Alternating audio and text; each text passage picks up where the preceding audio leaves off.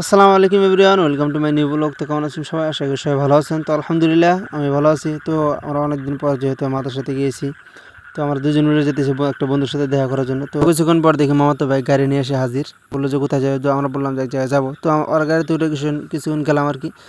যাওয়ার পর দেখি কিছুক্ষণ পরে সামনে দেখি আমার ওই বন্ধুটা এগিয়ে এসেছে আমাদের নেওয়ার জন্য।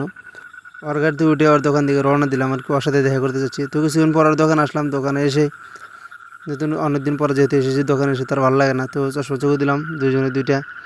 চশমা চোখে দিয়ে কিছু ভণ্ডামি করলাম। ভণ্ডামি করার পরে তারপরে যাই বসলাম আর চেয়ারে বসে কিছুক্ষণ ওর ল্যাপটপ টেপাটেপি করলাম।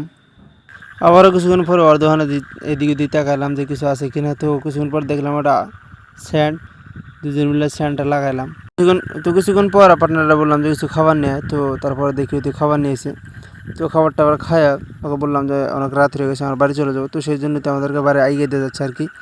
তো ব্লগটা কেমন লাগলো বলবেন, ভালো লাগলে লাইক কমেন্ট শেয়ার করবেন। আসসালামু আলাইকুম।